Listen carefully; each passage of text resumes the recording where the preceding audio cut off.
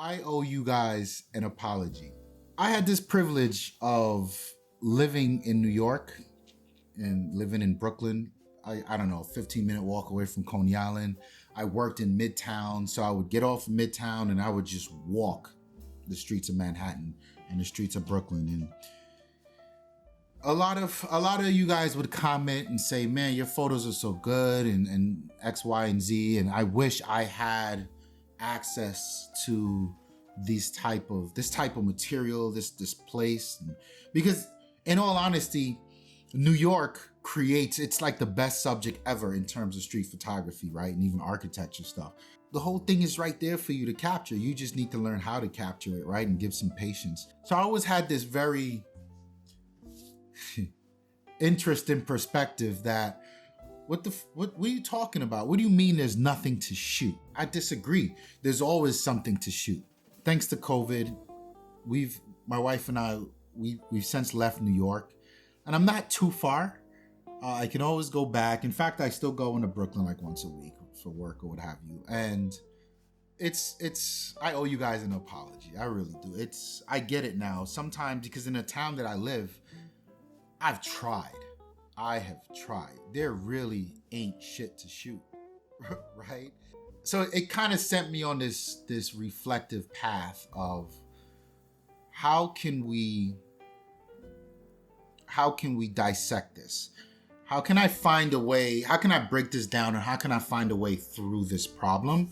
Because I still do believe that you may not be in an ideal situation to shoot what you want to shoot or have subject matter to shoot what you want to shoot, but you can still do things. You can still find things.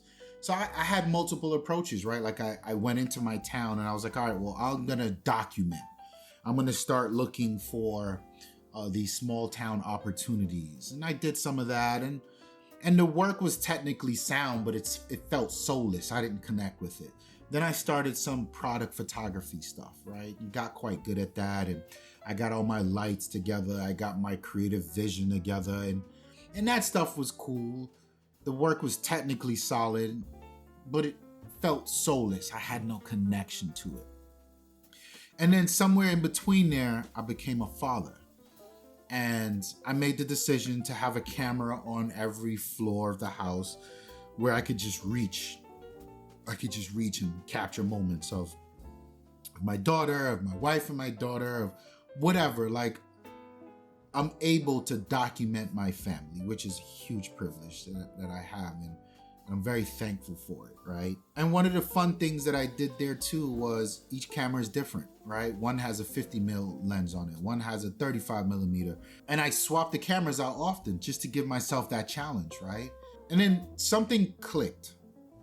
Something clicked in the back of my head. And I thought it was an interesting revelation to myself. And it took me back to my Instagram days.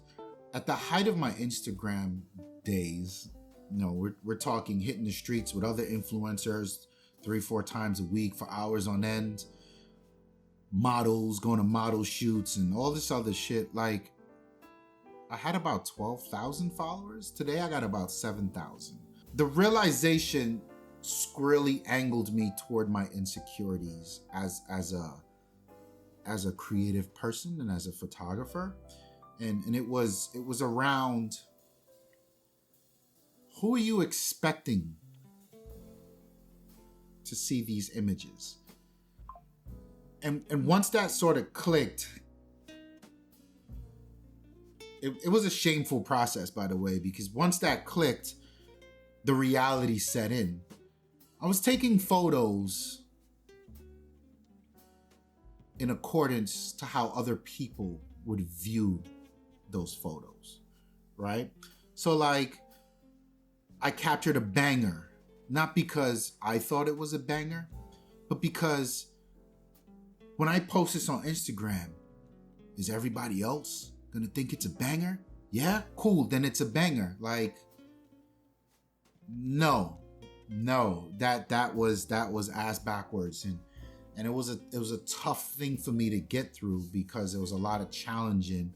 Well, why are you doing this? Who are you doing it for, right? Like, Every creative person wants to be seen. That's why we post our work. That's why I have my website. That's why I have my Instagram account. But like there's this balance of don't let the wanting to be seen be the driver for what you're doing. You know, you still need to retain some creative control. Hold something back for yourself. And the way I sort of spotted this is at the end of every week, I would do what I call a camera dump. I would take all the videos and photos from the various cameras and I just throw them in a folder. And I don't really edit much anymore, but I'll cull through them to see what's good, what's not, export them out, maybe touch up some composition here and there, and that's it. The video, I would sort of cut it up into like a highlight reel and overlay that video with a nice slideshow of some of the images for the week.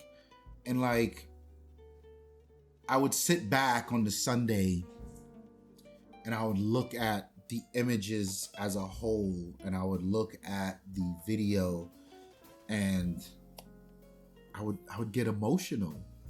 I'd get emotional, right? For those of you who have kids, and trust me, I'm brand new to this space. My daughter isn't even a year old as yet.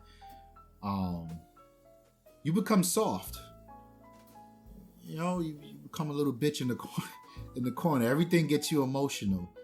And for the first time ever as a photographer and as a creative person,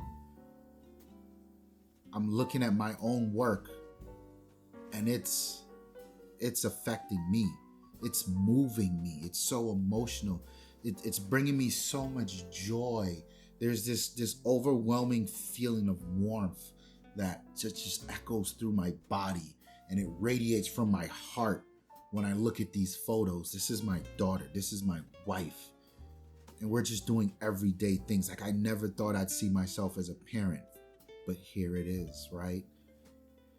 And that sort of, I was able to turn that inside out and see that I had been looking at it wrong the entire time. And that in itself was emotional because I spent so many hours in this photography game. I had so many different directions, up, down, left, right, so many different inspirations, so many different purposes, intents. And then it all came to this culminating moment where I just felt like it was all wrong. And that was a tussle. And it was like, no. It's not that. This is a journey, and journeys do these things. This is where you are in this journey. And so the piece of arrogance that I would say, the fuck are you talking about? There's nothing to shoot. Stop being lazy. Get up off your ass, grab your camera, and go outside. I had to address that. And again, I apologize to you guys. And now I have a different perspective I can give you toward that conversation, which is, yeah, sometimes they don't be shit to do, but like, why do you want to capture images? And I feel like if you could sit with that, if you could sit down and really hammer in that thought process of why it is you want to capture something, like you capturing it for you, right? Like capture things that make you feel. Like if you feel about this image, then I will feel about this image.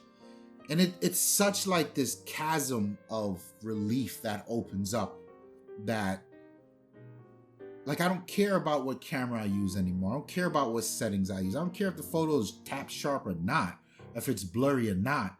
I cared about capturing the moment. And once that moment was so meaningful to me, there's no fucking way I'm gonna look at this camera settings and man, I wish I had the 50 instead of the 28. Like, what? Like that stuff becomes irrelevant, and it doesn't even, it starts to not occupy space in your mind and your creative heart. And I think it's such a dope place to be. And I wish that for everyone. And it's a little bit of advice now that I have sharpened my sword with. I come back with some refinement, and I can say to you, when there's nothing to shoot, lean in, follow your heart, listen to your creative voice, listen to your creative thoughts, and dig a little deeper to find something that you truly care about. And then grab your tool to further expound on what this thing is. I hope that makes sense. Thank you for joining me on this journey. Thank you for your time. If you like the video, like it. And if you like more, you want to see more like it, just subscribe to the channel. Hit the comments down below. I would like to further this conversation. I want to hear how you guys feel about it, what perspectives you can add, and that it'll help the community as we move forward. My name is Ramon. I'm out of here. Peace.